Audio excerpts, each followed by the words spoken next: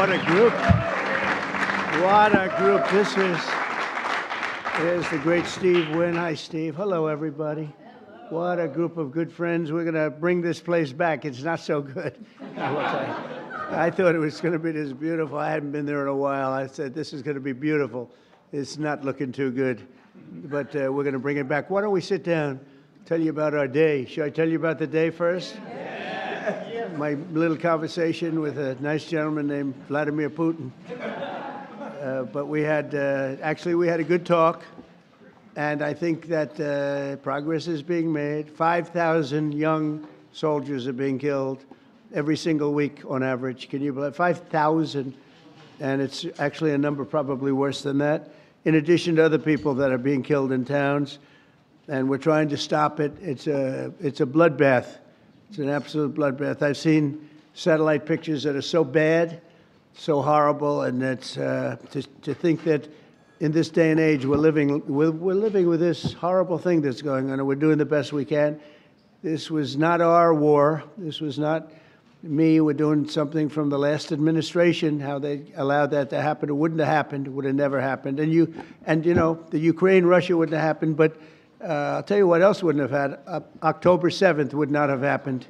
This was a terrible thing also. A lot of bad things happened in the last 4 years. But good things are happening now. We had a tremendous visit in the Middle East. We went to Qatar. We saw Saudi Arabia, all the top people in UAE. And we brought back about $5.1 trillion. That's not bad. That's not bad. And it's being credited as one of maybe the most successful visit that anybody's ever made to any place. There's never been anything like this. Hundreds of planes, big wide-body planes ordered. Boeing, getting them from Boeing, but I think an order of, 148 planes. That's a lot of 777s. Those are the big ones, or the 787 Dreamliners, and orders of everything. The AI is going wild. I hope it's as good as people say, because otherwise some people are going to be pretty disappointed. But it seems like it is. A lot of smart people are doing it. But massive orders into our country. We did 1.4 trillion in one case. We did 2 trillion in another case. Numbers that nobody's ever really heard of before. And our relationship is fantastic with those three beautiful places. I mean, they're incredible.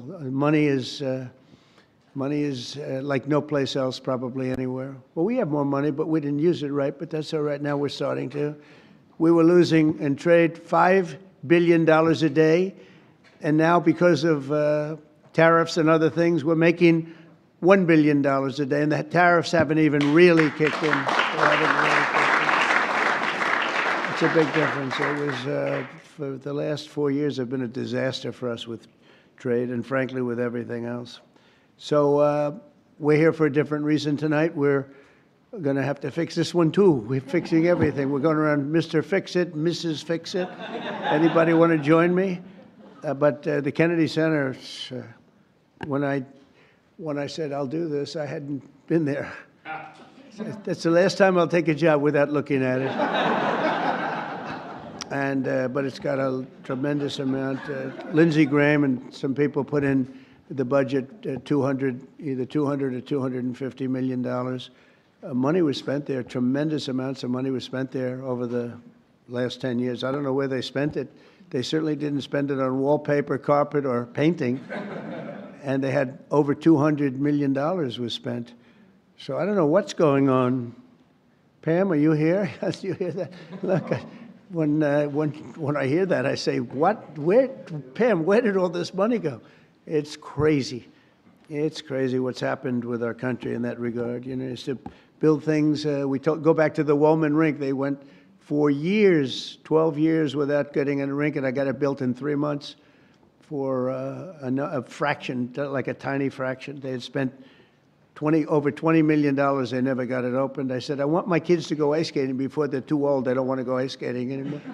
I used to watch it from my window. I used to watch people, nobody working, and spending money like crazy. And as you know, I got it built very quickly. This is well, maybe a more difficult. That was pretty easy, actually. That was pretty. We had cement mixers from the rink all the way back into Harlem. We poured one contiguous pour over a period of a day and a half. They would pour a little section, then another little section. And when they put water, it all leaked, surprisingly, So it was fun, but I love construction. That's, I guess, why I like this a little, because we're going to have to redo it. So I'm honored to welcome exceptionally talented and committed group of patriots. You're amazing people. This is an amazing board, I'll tell you. And I get so many calls from people, could I get on the board? You have a lot of people that are not so much in love with me right now because I couldn't get them on the board. But because the board is taken. But we're going to turn it around, and the Kennedy Center Board of Trustees, you're here, and in many cases you have your spouses. And I want to thank Rick Grinnell. Where's Rick? Where is Rick? Hello, Rick. He did a great job. He used to walk into the Justice Department with stuff under showing all the horrible things that had gone on in our country. He had a lot of courage. And he's going to be with me for a long time, different things. He seems to be a troubleshooter. I say, how about Kennedy Center? Let's fix that one up. And tremendous strides have been made. You'll be hearing about that in a second. But I want to thank the entire board for the incredible work and all the fundraising efforts. We're going to raise some funds, but we're getting a lot of funds also from Congress because they want to see this thing good. We have the 250th year anniversary coming up, and this building is going to be a primary focus in D.C. And it's got the potential for greatness. If it didn't, I wouldn't have done it. But it has a great plan. It's got great sound. It's got a lot of things that, if you don't have good sound, you can forget it. You're never going to. They've been trying to do things over at Lincoln Center. All my life I've been watching. They rip it down, build it up, rip it down. Some of the greatest sound of buildings built in the 1850s out of pure marble. And you get up and you can just talk lightly and they hear you back 100 rows. But and if you don't have sound, I think there's a certain amount of luck. You hire sound engineers, they get a lot of money, and then you open the building and you can't hear anything. So we're going to do some good things, but the basics are there. The location is phenomenal. The importance of the building is phenomenal. And we'll have some very interesting plans.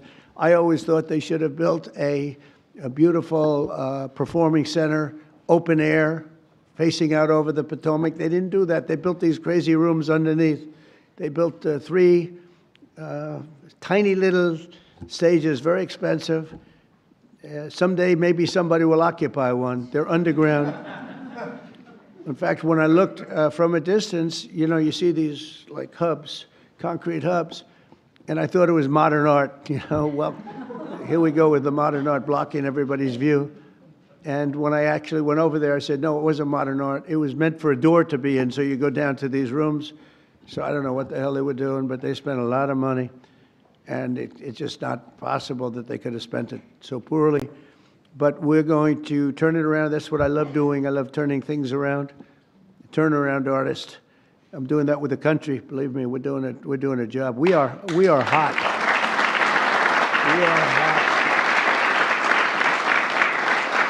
The country is hot. We in a short period. Look, we've been there for 100 days plus a few days, and as they said, the king of Saudi Arabia said, your place, your country is a whole different image now.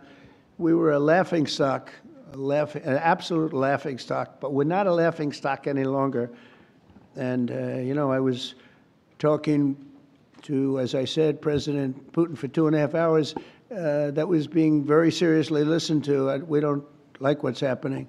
We don't like that we should have ever been involved. Would have never happened. But we're respected again as a country. One thing that I tell you that I think is amazing, if you remember about 8 months ago, the big story was that nobody wants to join our military. We couldn't have any, people weren't joining. And they weren't proud of our country. They weren't joining police forces all over the country, Houston, Dallas, all over the country, New York. And now we have a record-setting enlistment in the military. Think of that, record-setting. The most in 38 years, but it's probably more than that. They started taking the numbers, Susie, 38 years ago, right? But the most in 30 years, probably the most ever, I don't know. But we have record-setting young people that want to join the military, and that's incredible. To have that is just absolutely incredible. And to think that 8 months ago we were all listening to the fact that this was before the election, 8 months ago, we were listening to the fact that we wouldn't have any, we wouldn't have anybody in our nobody.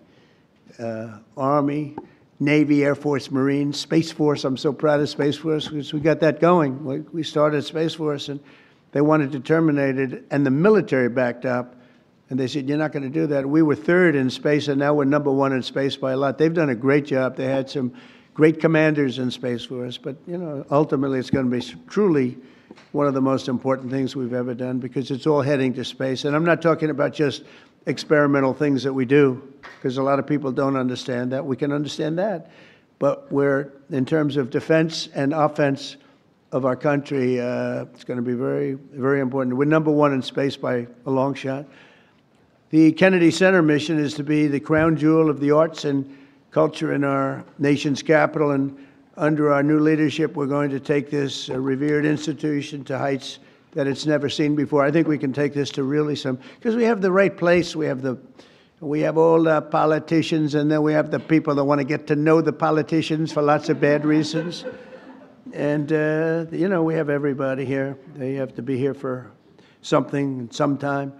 I've got total confidence in the just great team that Rick and the group have put together. Sergio's done fantastically. We're especially pleased to be joined tonight by Secretary of State Marco Rubio, great guy. Great guy. Where is Marco? He's a great. I'm telling you, he was born for this. He loves it. You see him, he's in one country, another country. I think he loves it. But he's so respected everywhere he goes, and I know how tough he is because I used to have to be up there with him. He was not nice. He was a tough one. He was as good as you get. I didn't know that we would end up being this close. We like each other. I think I can speak for him. I can speak for myself, but I like him, and he's done a fantastic job, and he's really, really working. And we're getting relationships that we lost that were very important for us in many ways. And so I want to thank Marco, and Marco's on the board, Attorney General Pam Bondi, who I've known so long, and she's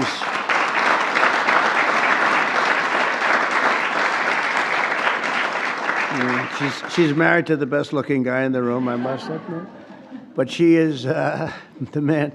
She has been amazing. She's so respected, and she's really delving into some tough territory.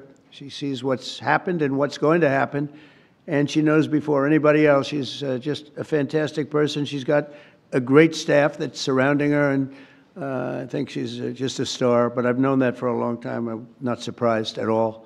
So thank you very much, Pam, for the job you do. And by the way, she was the Attorney General of Florida, so she had plenty for a long time and never had a problem. I can't remember a problem.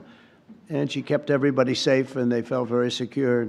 Now she's doing it on an even bigger. Who would have thought it would have been a much bigger level, right? But she gets it.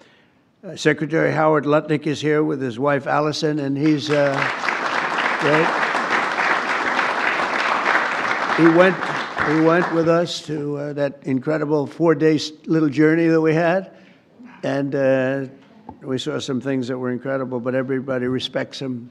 Did a great job in business. He built a firm twice. His firm was at the top of the World Trade Center when the planes hit, and he was amazing story. He was always Allison. Good job. You got him to take your boy, right? Years ago on that horrible date, when you think of it. So Howard would always be. He was built Cantor Fitzgerald. And he built it in a very top firm. They had the top 3 floors of the World Trade Center, the building, the first building that was hit. And he was always there at 6 in the morning, 5:30 in the morning. A lot of the stock guys, they have to do that. Someday you'll explain to me why. Probably insider trading, Pam. I don't know. It's probably. But whatever the hell reason, he was there always at 5:30 or 6 o'clock. And first time ever, like almost ever, his wife was after him for years to take their son to school. He was a young boy, very young, like early grades, and he would say, no, I can't. This was years after like 2 or 3 years of being harassed by Allison. It was very tough.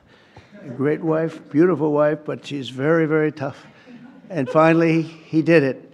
He took his boy, and it was on that day, and he dropped the boy off at 8:30 and started driving down the West Side Highway, and he would have been in that building, and every single person died in your firm. He had lost everybody. And with the exception of a few people in Europe and maybe a couple of other places, small, because they were all very New York-centric, and every single one of them died, including your brother. And what he did was incredible, actually. He rebuilt the firm, and he gave a percentage of it for years to the people, the families of the people that died. And the new firm became more successful than the old firm, using the same name, Cantor Fitzgerald, and he rebuilt it step by step by step. And I mean, that's, to me, that's why I said I have to get this guy if I have a chance, if I ever do. And he was very happy. They were doing great. They were doing record business. But when I said, how about coming over to commerce, a little thing called commerce, and now I don't think you could ever go back into that world because it's so big. He and Scott are in charge of, along with others that are great, but they're in charge of the biggest deal ever made in history. It's the whole tariffs. We've taken in trillions of dollars, trillions. And we've been hurt very badly by other countries that did this to us for 20, 25 years. They were taking advantage of us. We never did anything. But now we're doing it to them, and fairly, I'll tell you what, modestly. But we'll be taking, and we are taking in right now, 25% in cars, 25% on steel and aluminum, 25% on other things, and that'll be going up to 50, 75, maybe 100 in some cases. We have to get our pharmaceutical industry back. Once we establish that in another couple of weeks, it'll start roaring back. It's already roaring back because they know we're doing it. And it's really been, you've done a great job. But he said to me the other day, this is so big. These numbers are big. Cantor Fitzgerald doesn't look so big anymore. We see numbers we talk in the trillions now. Think of it, $5.1 trillion. Nobody talks, but we're talking big numbers, and he's doing a great job. He did a great job before. Chief of Staff Susie Wells, she's considered the most powerful woman anywhere in the world.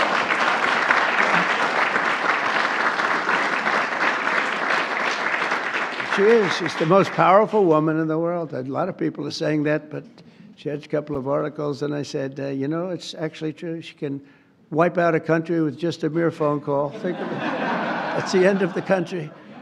But she's great. She's been, I mean, I knew because we won Florida 3 times and won it. You know, Florida didn't used to be a red state. It was a blue state. When I first ran, that was a blue state. And now it's a seriously red state. And it got more and more, and we're going to keep it that way. But Susie ran it, and we won by a landslide, and a Republican hadn't won. You know, you had a Democrat senator, you had 2 Democrat senators, but you had a Democrat governor, you had a lot of Democrats. And so we won in a landslide. I said, good. Then the next time I won again in a much bigger landslide, and anybody I endorsed also won. And I said, that's good. And then when it came time to do this, after the election was rigged, the second one was rigged, whether you like it or not, it was rigged like nobody's ever seen. And now people are seeing it. Now people don't even fight me. You know, they used to say, sir, it's not really that nice to say. I'm an honest, it was rigged, and unfortunately that's what happened. You look at some of the things that happened, all of these things would have never happened. But when it came time to thinking about doing it again, I didn't think I'd have to do that. I said, you know, I think I'm going to take that woman, my friend now, but at the time I didn't know. Her father was Pat Summerall, who was a great football player, was probably a greater announcer for 28 years for the NFL. But that tells me, you know, because I'm a big believer in the genes, person's genes. And Susie was, I said, you know, let's use Susie. She did a great job in Florida for me twice. We beat every Democrat by numbers that they never saw before. I said, let's use, and she took over, and she did great. Chris was fantastic, but she had a group of people that she brought with her, and there was no looking back. We started off leading by a lot, and it only got bigger and bigger and bigger. We had a couple of challenges that didn't work out too well, worked out well for us, but Susie was fantastic, and now she's the chief of staff of the president, and she really makes it work. And she's the first woman, this is shocking to me, because, you know, I thought we were beyond that. First woman chief of staff in the history of the country, right?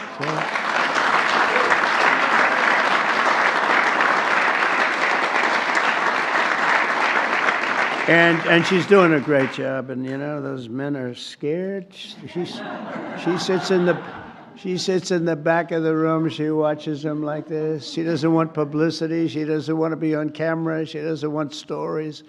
But they're up there yapping. And if they start yapping the wrong way, it's not pleasant for them. She's great. And we have a friend of mine, a man that I endorsed, and he proudly went through the roof, Jeff Landry, governor of Louisiana.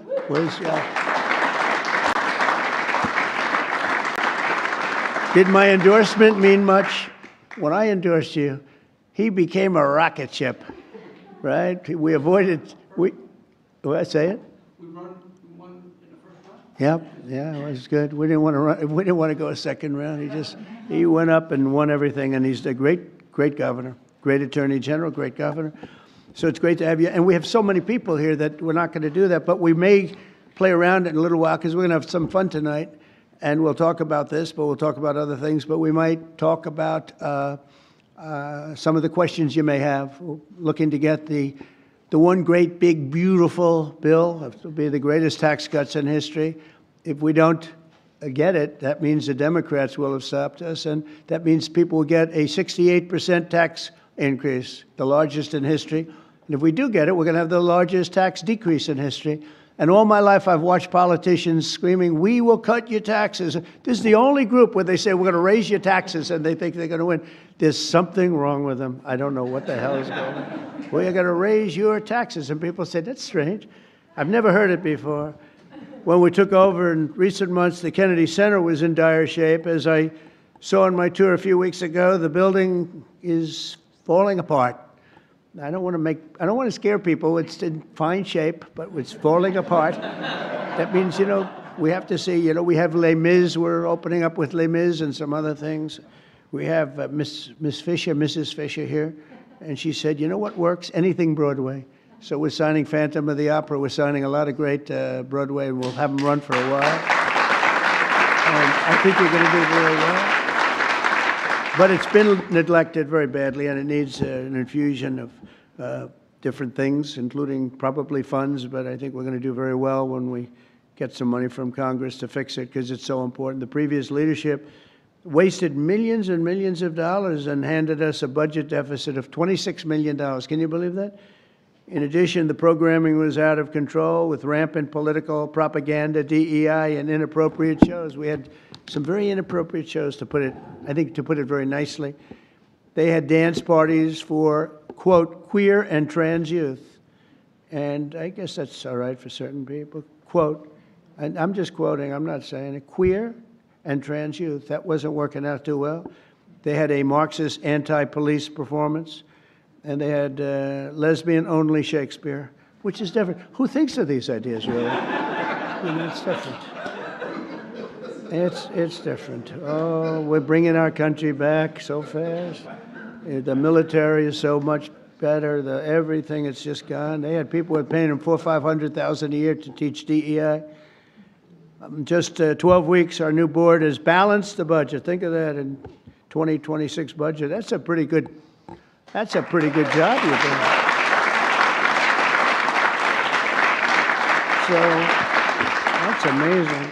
So the 2026, I told you, it was 25 million under. It's balanced now for the fiscal year. Eliminated DEI initiatives in all cases. Brought back family-friendly programming that will attract large audiences once again, and launched a plan to renovate the building and reclaim the grandeur as a landmark, really a Washington landmark, which it always was. The Kennedy Center will also play an important role in our national celebration to commemorate the 250th anniversary of America's founding. So we have three really big. We have that. We have the 250th anniversary of America's founding. That's a big deal. And we have the Olympics, and we have the World Cup.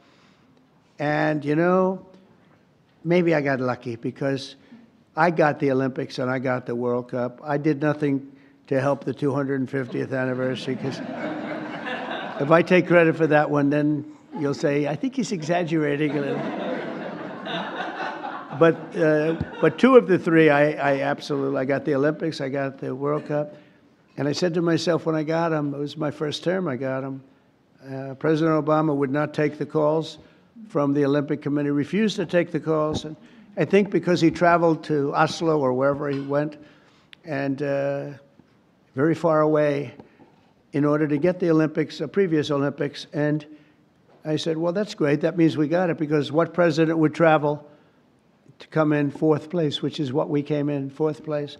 And so he was so angry, he wouldn't take the call. So I got a call from, at the time, the mayor of Los Angeles. Los Angeles is not looking too good with what the water. We just sent so much water down their way, they didn't want to take it because it was bad for the environment. I said, no, water's good for the environment. If they would have had it when I told them to get it, they wouldn't have had the fires, or it would have been very small. But we took so much, and we were looking at the Olympics, we were looking at other things, and Obama went there, and all that travel, all that everything. And think, who would go there unless you know the answer? You have to know the answer. You can't be embarrassed as president. No president's ever done that. And I give him credit, he went, but he should have known the answer. That's called deal making. And he didn't, and they put him at fourth, and he was so angry that it hurt his whole thing. He didn't want to talk to anybody. So I got a call from the mayor, and he said, sir, you're the president-elect. I was president-elect at the time. The president will not speak to the Olympic Committee, and I understand that, but a little bit his fault, I guess. He was very embarrassed by that. And I said, I'll speak to him. And I spoke to this gentleman who was obviously Scandinavian, seriously Scandinavian, and very nice. I couldn't get him off the phone because he was so starved for love. He just kept, I must have had him for 2 hours. I couldn't. I said, sir, I have to go. I'm president-elect. Yes. All I said to him, yes, yes, yes, we will take good care. They wanted to know that if they choose us for the Olympics, will we treat them nicely? And I said, we're going to treat you like so well, like you've never been treated. And then he wanted to talk about anything because nobody would talk to him. Now he talks to me. And we got the Olympics, and then we got through Johnny, who's the boss. He's a friend of mine. We got the World Cup. I got them both. And I said, man, I won't be president. I got the Olympics and the World Cup, and I won't be president. And they're going to forget that I got them. Nobody's going to mention it because, you know, a little bit, that's the way life is. And then they rigged the election. And then I said, you know what I'll do? I'll run again, and I'll shove it up their ass.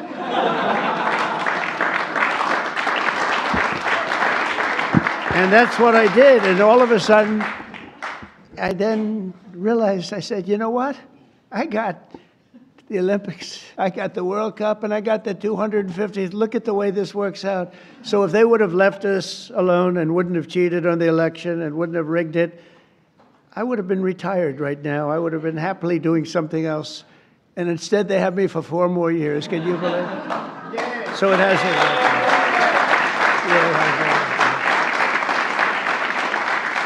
So instead of putting forward programming that tears our country down and tears our country apart, the Kennedy Center should be the nation's premier venue for lifting up the best of our country and lifting up the American arts, theater, music, and culture. And together, it's really an honor to be with. I mean, I have so many friends on the board. This is a hot board, just like we have a hot country. You know, we have a hot country. Our country was stone cold 8 months ago. It all began on November 5th. Does everybody know that that was Election Day? And from that moment on, and then January 20th came, and what we've done, we have almost no inflation. Our energy prices are way down. Our gasoline costs are way down. Groceries are way down. Eggs. Remember, they hit me with eggs my first week. Sir, the fake news, those people right there, they were saying, sir, eggs have gone through the roof. They were doubling and tripling eggs. I said, I don't know. I've just got here. Excuse me. And through she's done a great job, Brooke Rollins, Secretary of Agriculture. Anyway, the prices came down. They didn't want us to, we had the egg roll here a couple of weeks ago for Easter. They didn't want us to order eggs. They wanted the eggs to be made out of plastic. They wanted plastic. I said, I'm not going to do that. But by the time it came around, the egg prices are way down. The groceries are way down. Everything's way down. We are just doing great. I mean, think of it. No inflation, and we're taking in billions, hundreds of billions of dollars in tariffs, which we never did before.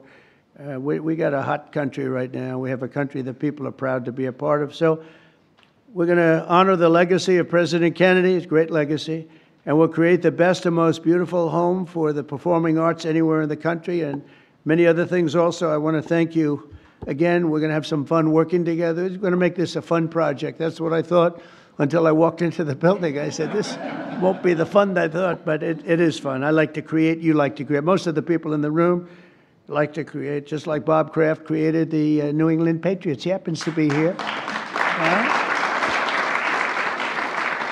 And he tells me he has a great new quarterback, so we're going to see. You know, a lot of people make that statement. We're going to find out, but I have a feeling you're going to be right. You've been right about a lot of things, but he was right about Tom Brady, right? He got him almost the last draft choice in the last round, sixth round, whatever it was. How did he work out, Tom Brady? Okay? Not bad? Good, right? But Bob's here, and his wife, as you know, Dana, she's on the board. And she's much younger than him, so he wanted to come tonight with her. Isn't it nice? Isn't it nice when you have a husband that will travel with you to the board, and he's a big shot, too? And he's a great guy. He's been my friend for a long time. So I'd like to ask, if I might, Secretary Rubio, and followed by, we're going to ask Sergio to say a couple of words, and then Rick Grinnell, and we'll have a little fun tonight. And you know what they can do? If they can, relatively quietly, they can start serving the meal. So by the time we're all finished, we get the hell out of here, we go home, and we have our board all formed, and we can start doing that quietly. And so, Marco, please come up and say a few words. Thank you, everybody. Thank you.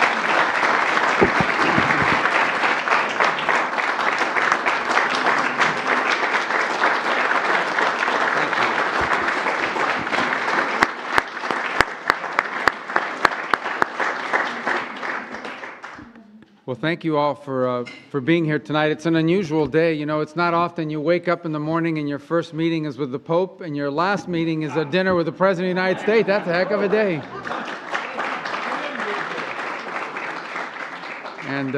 But it actually is an honor to be a part of this administration, Mr. President. It's actually a very unique situation. I don't know how many of you got to see the President's speech in Saudi Arabia. I think it will go down as one of the most profound foreign policy speeches in American history.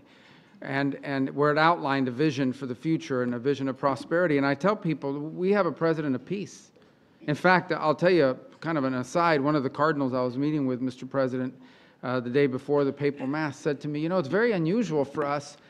It's, you know, we have an American president that wants peace, and it's some of the Europeans that are constantly talking about doing war stuff. So it's kind of the world's upside down in their mind right now. It's usually the other way around.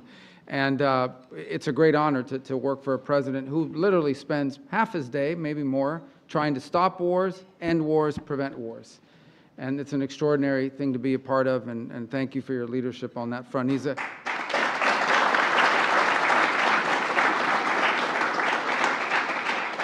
key part of the speech he gave, and I just summarize it this way. Our president is a builder, not a bomber. He wants to make things. He wants to build things. He wants people to have prosperity and to be happy.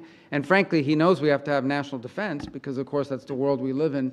But I think one of the things that troubles him deeply is how much money has to be spent on some of his military and war, because it's just the way the nature of the world is. He'd much rather be spending growing the economy and doing the deals that we've seen, and he's trying to convince other countries of that as well. It's an honor to be a part of this tonight for a few moments because you have an opportunity here. You know, the Kennedy Center is a showcase of American excellence in arts and culture, and that's what it needs to be again.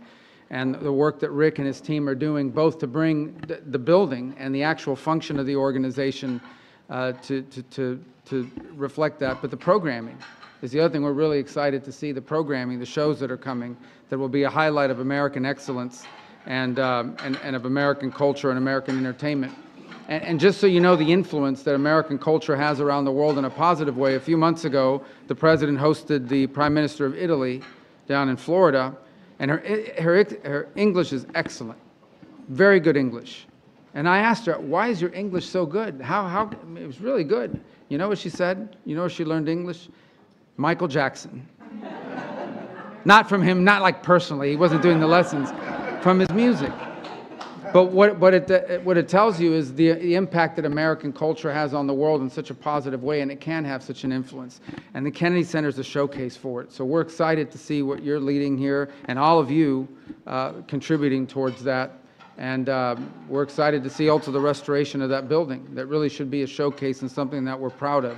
That when people come to Washington, when people come to America, they want to see the shows that reflect the greatness of our culture and society, and in a building run by an organization that is reflective of excellence as well. So it's an honor to be here tonight. I want to thank all of you for contributing to this, because it's important that this board and everyone that's involved in it, and Rick and his team, are doing a great job of making sure that your dollars and everything you've made possible will be well spent, so we'll have a treasure in our hands for future generations. I think, Sergio, you want to come up here now and tell us about Sergio Gore personnel.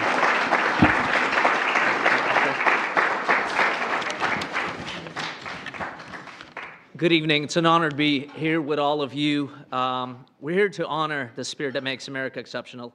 Under President Trump's leadership, we're witnessing the revitalization of American culture, a return to the values that fuel our greatness.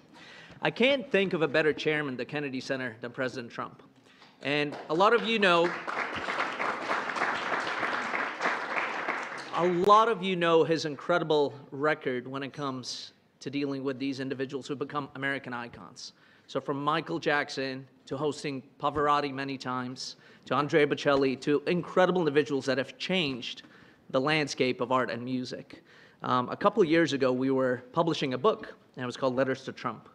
And we would open a box that's been closed for decades.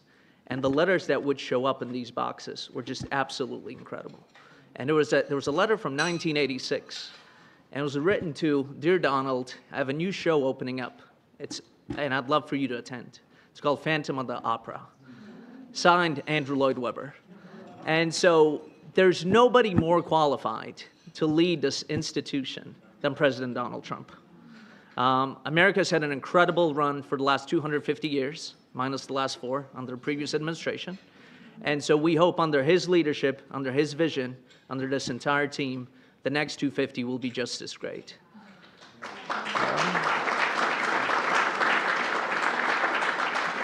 I want to thank all the individuals who have contributed to the Kennedy Center.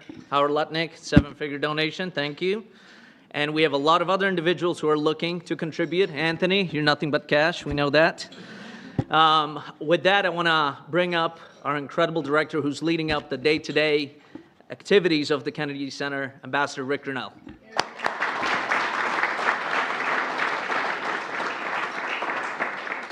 I'll be very quick.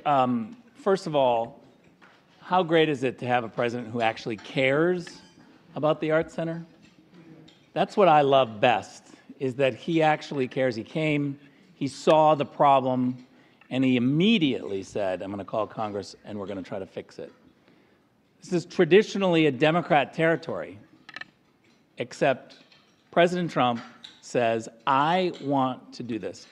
I have to tell you, President Trump is actually saving the Kennedy Center, because there is discussion right now of whether or not to take it down. The deferred maintenance of the Kennedy Center is criminal. It has been terrible. Mr. President, we said today in our board meeting, our great new CFO went through the 24 and 25 budgets of the Kennedy Center and found $26 million in phantom revenue, fake revenue. It's criminal. We're going to refer this to the U.S. Attorney's Office here. We're lucky enough to have the Attorney General on the board of the Kennedy Center who heard all the details today.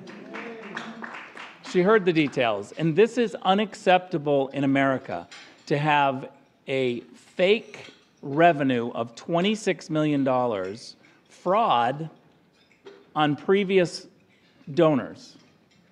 It's unacceptable. But I'm here to tell you that what we have is total transparency now.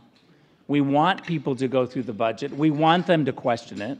We announced our program today, which is literally shocking the media, because they're saying, okay, this is pretty good. We're not getting criticized for the programming, because guess what, Mr. President? When you pick programs that are popular with the public, they respond. People buy tickets. It is popular when you do programming for the masses. As I said today, I am somebody who loves niche programming in the arts. I am somebody who embraces it. It's not for everybody, but I like to be challenged by the arts. I like it when somebody can teach me and make me a little bit uncomfortable in a show. But one thing that we're not going to do at the Kennedy Center is inappropriate content for children. We're going to protect children, and we're going to make sure that we are absolutely not losing money on our program. We can't do arts education if we don't have enough money and we have fake revenue coming in. So I promise you, and this board today responded incredibly well. I can't thank you all enough. Jennifer, thank you for being the chair. Thank you for every single board member. Your commitment is amazing. And as President Trump said, we're going to do great things. Everyone needs to go out and buy tickets to Les Mis and Porgy and Bess, which are currently being right now about to launch. We're building the stages, and we're getting ready to have premier entertainment at America's premier arts institution. Thank you very much.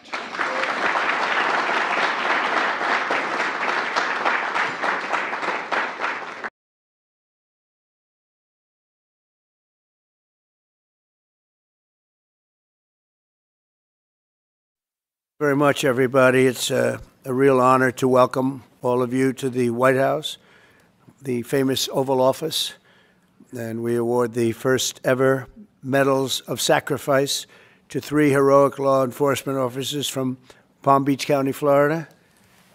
I went to the service. It was crazy. It was just horrible. Earlier today, Congressman Brian Mast, who's right here, introduced a bill to ensure this new medal will be awarded to any law enforcement officer or first responder who gives his or her life in the line of duty. I also want to recognize Laura and Eric Trump for their work to make this medal reality. Thank you, Laura, and thank you, Eric. Appreciate it very much. Thanks as well to Attorney General Pam Bondi, who's with us. Pam, thank you very much. I appreciate it. So busy. She's so busy, but you wouldn't miss it. Secret Service Director Sean Curran. Sean, wherever you may be. Hi, Sean. Congressman Byron Donalds, State Representative Meg Weinberger, and Dan Newland. Thank you. Thank you, Dan. Thank you, everybody. Thank you, Byron. Thank you, everyone. Really great that you're here. I also want to express our gratitude to Major Paul Vercoda. Where is Paul? Paul. Thank you, Paul. Captain Ryan Mugridge. Thank you, Captain. Lieutenant Shandon Hood. Thank you, Shandon. Sergeant Scott Yoder. Thank you very much, Sergeant. Deputy Sheriff Christopher Farron. Thank you very much, Christopher. And Deputy Sheriff Chris Cameron. Thank you very much. Thank you. And all of the Palm Beach Sheriff's Office. We have many people here representing that incredible office. I know it very well. Very special thanks as well to Alexander Arnault, who's a tremendous person with his father, who they own Tiffany, and they really devoted a tremendous time and effort to helping us design this beautiful medal. And thank you very much, Alexander. I appreciate that you came all the way from France. And the incredible team at Tiffany and Company. And Tiffany is doing great. He's a fantastic leader. You know all about the fantastic, the great Arnault family.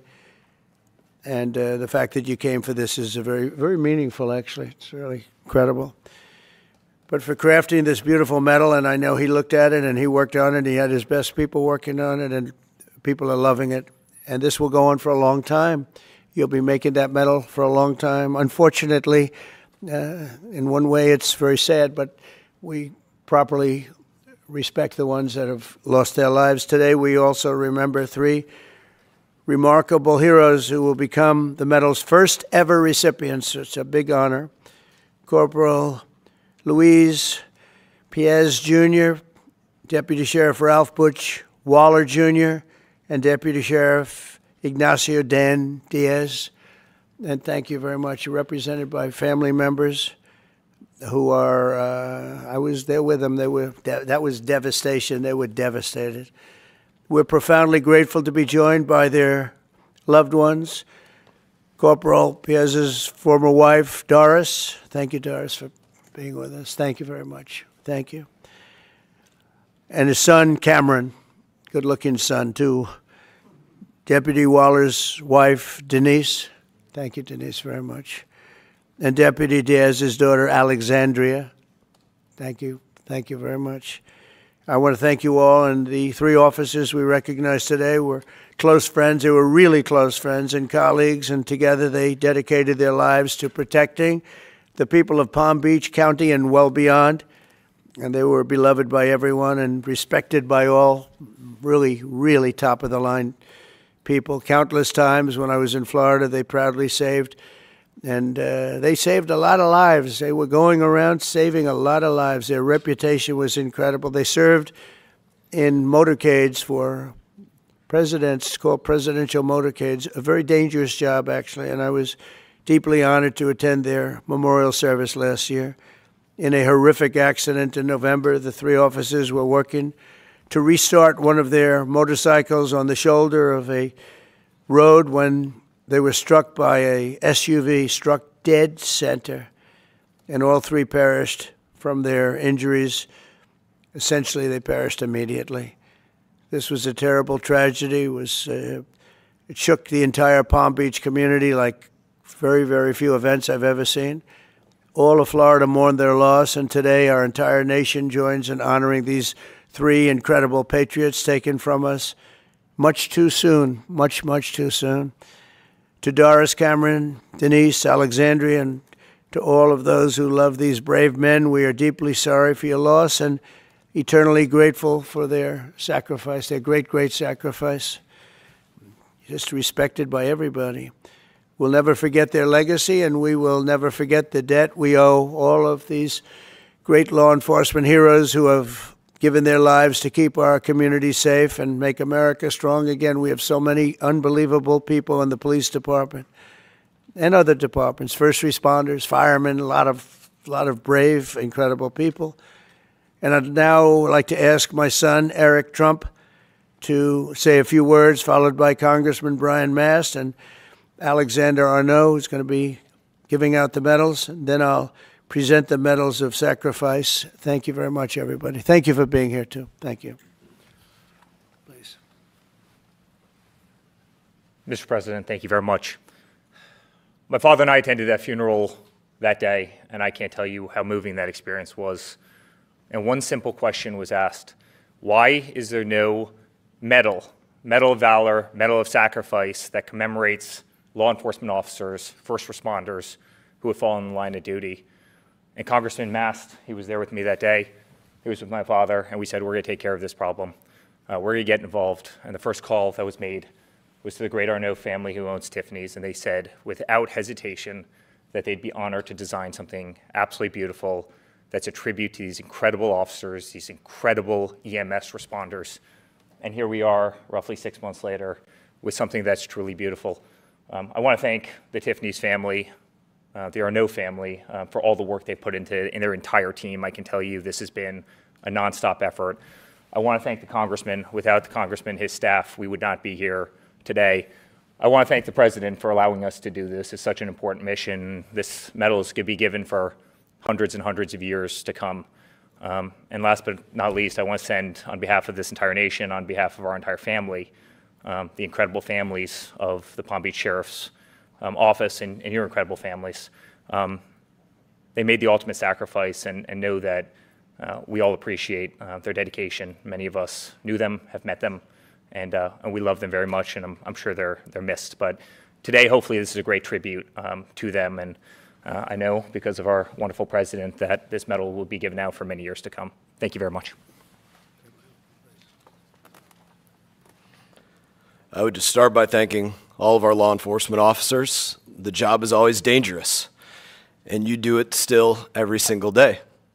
And I would thank the families, because the job, as you are a reminder of, is often deadly.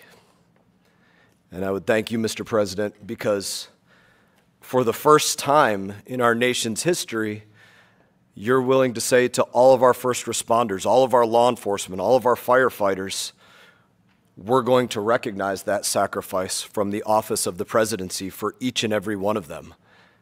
And that's never taken place before, that recognition, that it's a job that's always dangerous and often deadly, and there's a debt that can never be repaid, but you're willing to recognize that debt. So thank you, Mr. President, for recognizing the debt. Thank you. Mr. President, Congressman, thank you very much for involving Tiffany in this process. We're very honored to having made these medals. Tiffany is a jeweler, as everyone knows it, but also a maker of American heritage. We were making the Medal of Honor in the 19th and early 20th century, and it's only natural that we followed with this heritage, just as we work on other very important American heirlooms.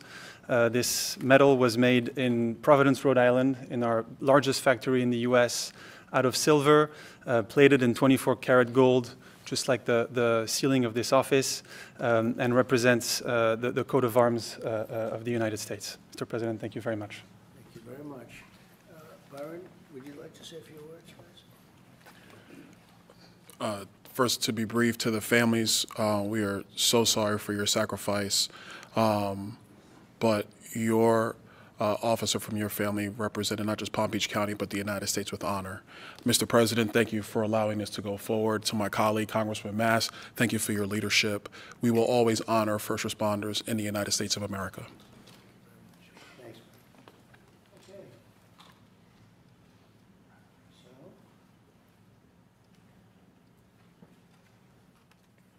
you want to help us out Other with side. this? You're the one that made it. That's beautiful.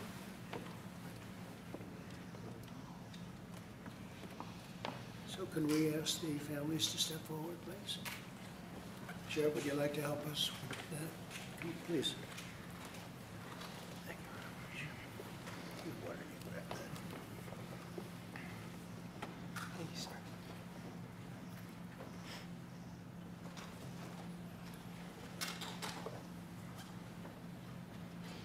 First families. Thank you, sir. Really appreciate it. Thank you very much. Thank you very much. You take care of yourself, okay? Thank you very much. Sheriff, thank you. You'll help us. Okay, I'm going to stand right over here. Okay.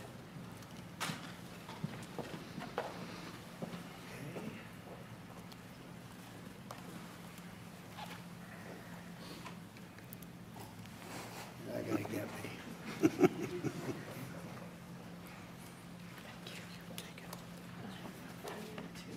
Oh, thank you. That's right. Thank you very much. Thank you very much.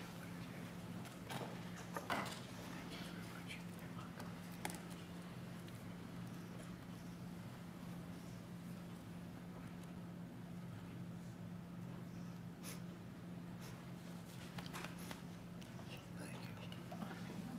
Would you like to say anything?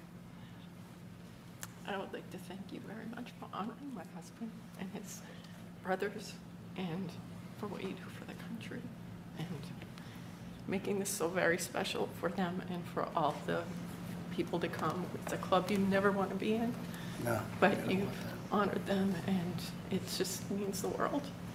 Thank you. Thank you for That's everything. great. Thank you very much. Thank you. Appreciate it. Thank you. Very much. Would you like to say something about your father? You want me to go over there? Come on over here. Come on over here. To the mic. Right here. I viewed my dad as Superman, someone my whole life you look up to. He's an amazing guy, and it's horrible that this happened to all three families. But I'm glad that something was done about it, and we got represented, and everyone in the future will be. So, thank you. Thank you very much, sir. You'd be very proud of you. Thank you.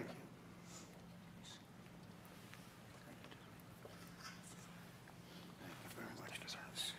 Thank you, Mr. President. Thank you very much. Thank you very much.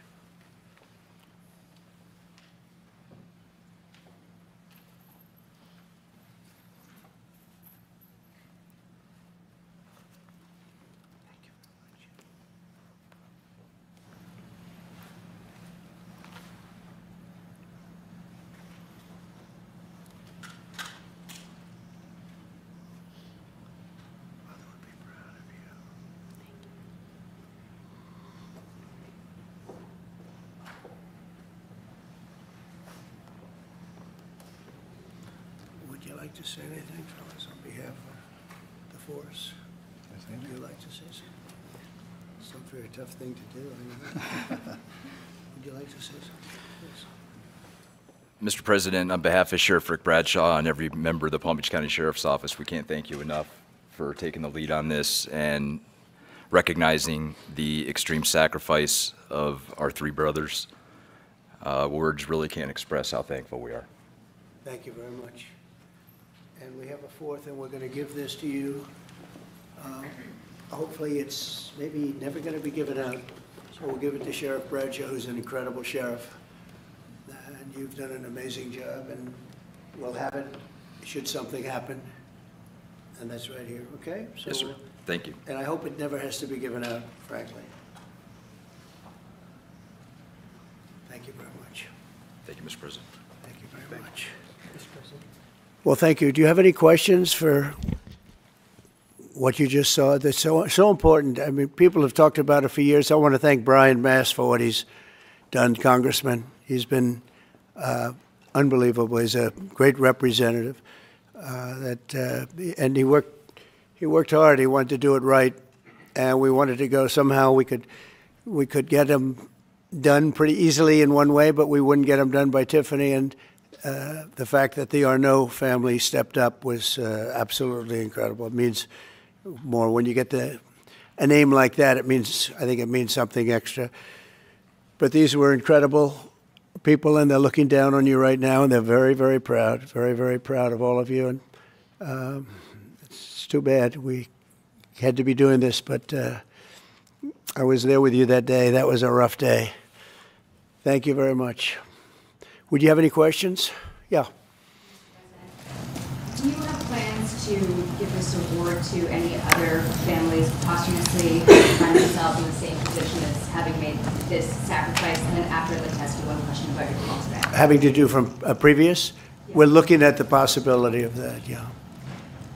You had a lot of people die in the line of duty when you think of it. And we figured it was time to start. We haven't had the situation arise. This was a terrible situation. We haven't had it arise yet, but we're looking at going back a little bit and see what we can do about that. Yes, strongly. Yeah, go ahead. On your call with President Putin today, yeah, you mentioned that the Pope would like to take a role potentially in mediating these talks. Does that mean that the U.S. is taking a step back from? No. I think it would be great to have it at the Vatican. Maybe it would have some extra significance. And I saw that it was discussed yesterday, so I thought, and people told me that they'd be honored to do it. I would imagine they would be. So, no, I think it would be maybe helpful. There's tremendous bitterness, anger, and I think maybe that could help some of that anger. So having it at the Vatican would be, in Rome, would be I think it would be a great idea. Thank you. Mr. President, as you know, can I say? Go ahead. Mr. President, as you know, 2.5 months ago, Ukraine, President Zelensky agreed to that 30-day ceasefire that's been on the table all of that time. What was the extent of your conversation with President Putin today about having him agree to that same 30-day ceasefire proposal that you, Mr. President, put on the table?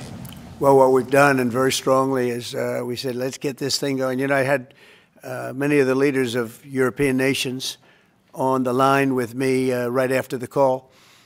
And we have to get that thing solved. 5,000 young people every single week on average. And I've seen satellite pictures. You don't want to see these pictures.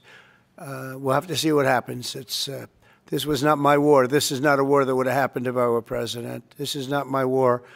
I'm just here to try and help. We've spent hundreds of billions of dollars on this war, and yet that's not, frankly, we made much more than that just in 4 days in the Middle East. It's a lot of money, but we do much. This is about thousands of people dying every single week. 5,000, 6,000 people dying every single week. And just like you have the relatives here, wives and children and everything, you have, these soldiers, they say goodbye in Ukraine and in Russia, and then their parents never see them again, except maybe in pictures of horrible scenes, because I've seen some scenes I've never seen anything like it. So we're going to see if we can get it taken care of. Yeah, please. First off, our thanks to the members of law enforcement who are here, and our condolences to the families. We're very sorry for your loss. Mr. President, on Ukraine and on your call today that you had with President Putin, you said last week that you thought nothing was going to happen, no advances would be made until you and Putin got together. Do you still feel that way? I think something's going to happen. It's a got very big egos involved, I tell you. Big egos involved, but I think something's going to happen. And if it doesn't, I'd just back away, and they're going to have to keep going. Again, this was a European situation. It should have remained a European situation.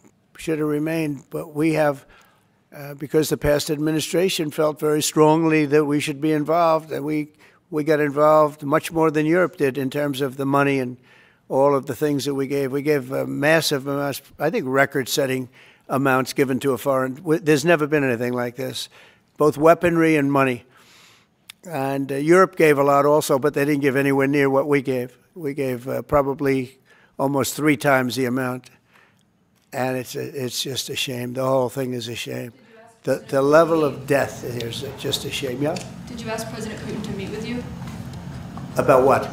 About Ukraine. Of course I did. I talked to him about it. I said, when are we going to end this, Vladimir? I know him for a long time now.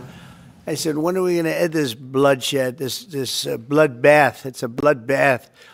And I do believe he wants to end it. You know, when I made the call, I told the people last night, I spoke to the heads of the different countries, Germany and Finland. We had Italy, as you know, and UK was on the line today, and a couple of others. And then they were, in turn, calling everyone. Ursula was there from the European Union. She was terrific. And we spoke for a long time about it. And they got a problem. It's a big, big problem. It's a terrible war. It's a very hard to extradite themselves away from what's taken place over there. The amount of anger, the amount of hate, and the amount of death. It's very hard, very tough situation. But I said to him, we got to get going. And I did say also, if I thought that you couldn't do it, I'd step away, because what are you going to do? We don't have boots on the ground. We wouldn't have boots on the ground. But we do have a big stake. And the financial amount that was put up is just crazy. It's crazy. This isn't for us. This is for somebody else. The amount of money that we put up is record-setting. There's never been anything like this. And that includes weapons. Never been anything like this. Yeah, please. Mr. President, on the medal, how far back do you intend to look to consider for the recipients? And then on your call today, if Putin ultimately proves to be the obstacle to peace, is further arming Ukraine on the table at that point? Well, we'll look. I mean, we're going to look. I hope that, I like to think positively, frankly. I just can't believe that they allow this to continue. This would have never happened if I were president, and most people admit that. It would have, and it didn't happen for 4 years. And October 7th would have never happened either. That's the attack on Israel. That would have never happened. So sad, a lot of things wouldn't have happened, but so sad to see it.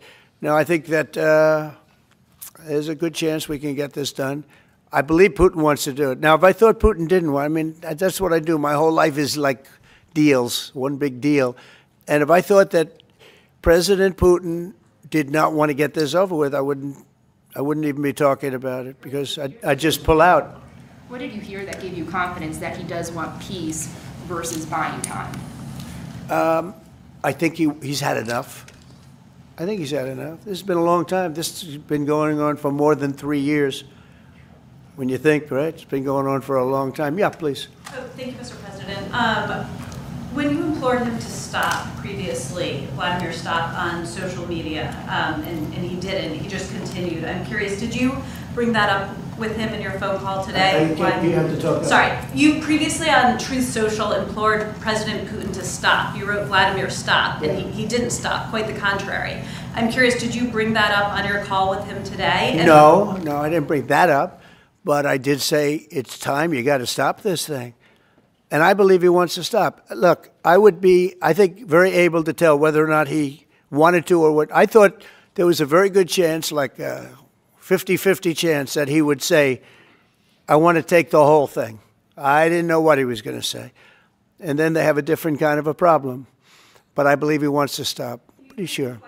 Just now about backing away or walking away if it looks like it's going to be an intractable problem. Do you have a red line in your head of what would cause you to back away? And yeah, in my head, but not something I'm going to announce. But yeah, definitely in my head I do, yeah. Because this isn't our war. This is not my war. This is not the war. I mean, we got ourselves entangled in something that we shouldn't have been involved in. And we would have been a lot better off, and maybe the whole thing would have been better off, because it can't be much worse. It's a real mess. It's a death trap. So I think that, yeah, I would say I do have a certain line, but I don't want to say what that line is, because I think it makes the negotiation even more difficult than it is. Yes, please. Mr. President, thank you all for your sacrifice. I'm so sorry for your loss and everybody. You've mentioned the bloodbath that you want to see end in Ukraine. You mentioned that you believe Putin wants peace, but he just attacked Ukraine yesterday. So what makes you think that he wants peace? Well, he's in a war, you know. I mean, nobody said don't.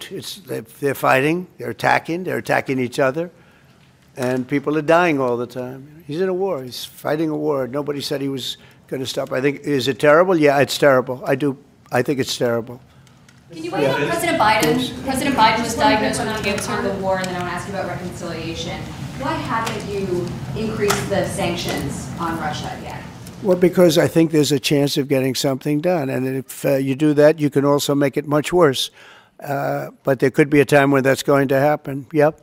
Mr. President, Mr. President, with the ratings downgrade from... Do you want to respond to President Biden being diagnosed with cancer? Are you going to call your predecessor? I think it's very sad, actually. I'm surprised that it wasn't, you know, the public wasn't notified a long time ago, because to get to stage 9, that's a long time. I just had my physical. You saw that. You saw the results of that particular test. I think that test is standard to pretty much anybody getting a physical, good physical. We had the doctors at the White House and over at Walter Reed, which is a fantastic hospital, do it. I did a very complete physical, including cognitive tests. I'm proud to announce I aced it. Got them all. I got them all right. You proud of me? Yes. Your husband would be proud of me for getting them all right. It's a little risk. If I didn't get them all right, these people would be after me. It would be not a good situation. But I think, frankly, anybody running for president should take a cognitive test. They say it's unconstitutional, but I would say in that particular case, having a cognitive test wouldn't be so bad. But when you take tests, medical, as a male, that test is very standard. I don't know if it's given to everybody, but it's given just about. And it takes a long time to get to that situation. Now, I think, to get to a stage 9, I think that if you take a look, it's the same doctor that said that Joe was cognitively fine. There was nothing wrong with him. Well, he said, if it's the same doctor, he said there was nothing wrong there. And that's being proven to be a sad situation. And the auto pen is becoming a very big deal. The auto pen is becoming a big deal because it seems like that maybe was the president who ever operated the auto pen. But when they say that that was not good, they also, you have to look and you have to say then the test was not so good either. In other words, there are things going on that the public wasn't informed. And I think somebody's going to have to speak to his doctor, if it's the same, or even if it's 2 separate doctors.